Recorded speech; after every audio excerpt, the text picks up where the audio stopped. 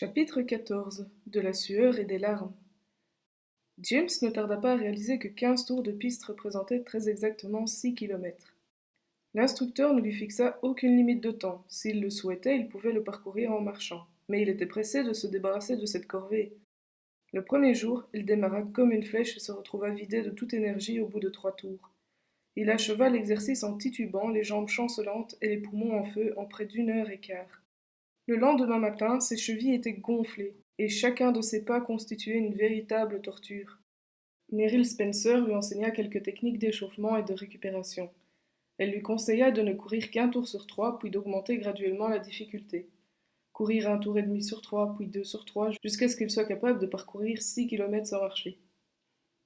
Le troisième jour, il pleuvait si fort qu'il pouvait à peine apercevoir la piste entre les mèches de cheveux blonds détrempés qui tombaient sur ses yeux bleus. Meryl et l'instructeur s'étaient tenus à l'abri du déluge.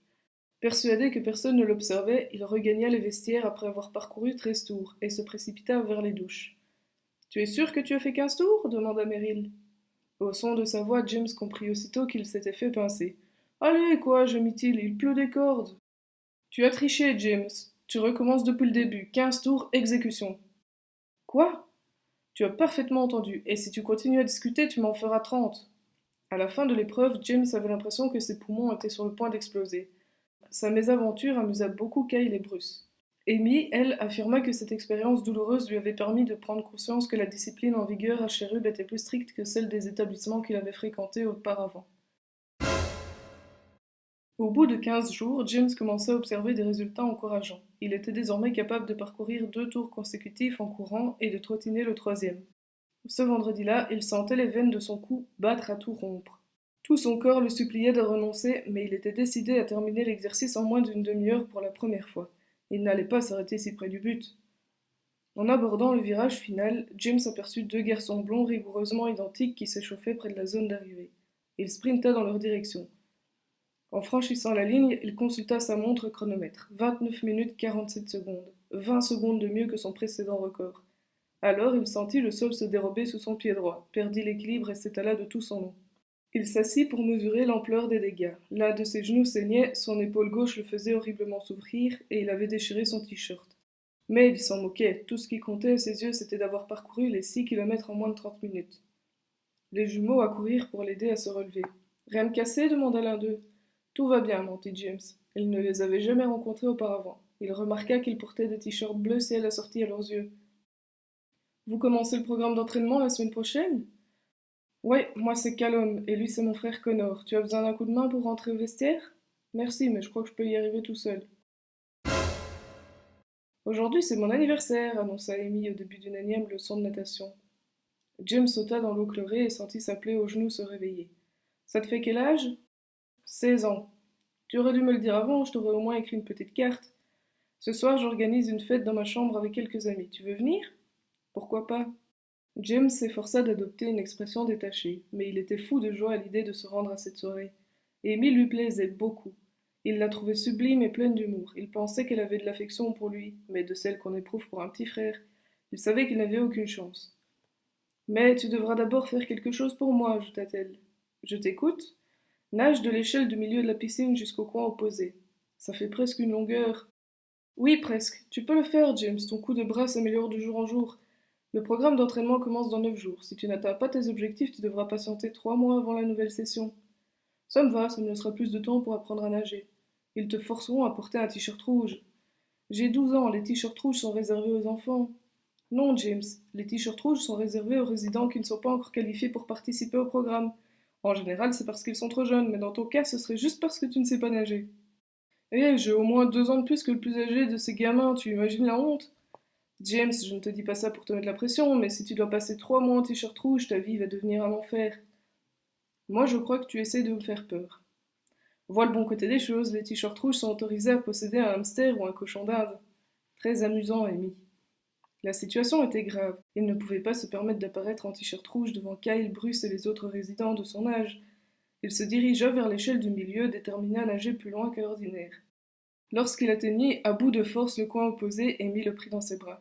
Génial, je suis sûre que tu vas y arriver. Mais James ne partageait pas son enthousiasme. Le couloir et la chambre d'Amy grouillaient de garçons et de filles portant des vêtements civils qui se déhanchaient au son d'une stéréo poussée à plein volume. Au cours des 2 semaines qu'il avait passées sur le campus, à ne croiser que des résidents en pantalon kaki et Rangers, James avait fini par oublier que les jupes existaient. Amy portait un rouge à lèvres rose clair coordonné à sa mini-jupe. James remarquait que tous les invités étaient plus âgés que lui. Il ne connaissait personne. Elle vint aussitôt à sa rencontre, cigarette dans une main et bouteille de bière dans l'autre. Elle déposa un baiser sur sa joue et y laissa une trace brillante. Salut James, je pense que je ne serai pas en état d'assurer ta leçon de demain matin.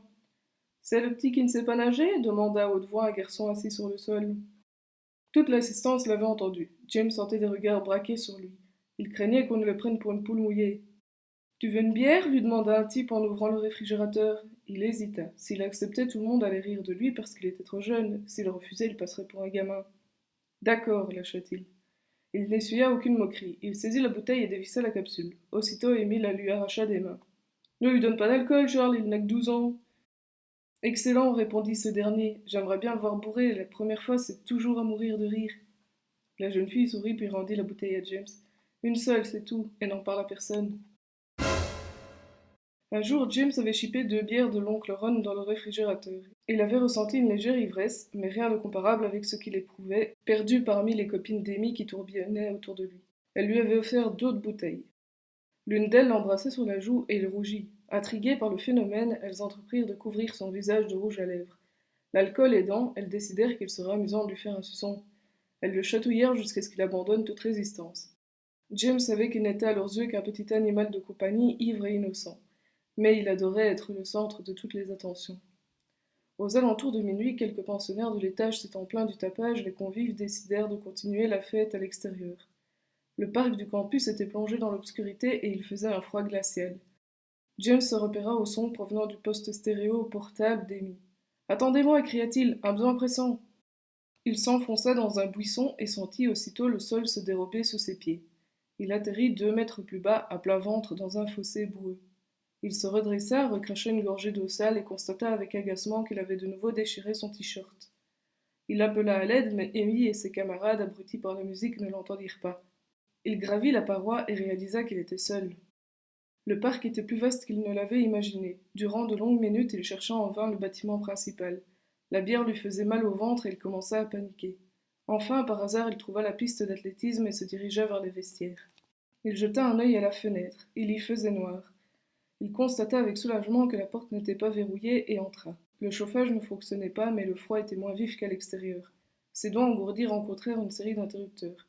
Il actionna l'un d'eux et un plafonnier illumina le vestiaire des garçons. Il préféra laisser les autres lampes éteintes. Toute lueur filtrant par les vitres recouvertes de givre aurait pu attirer l'attention d'un membre du personnel.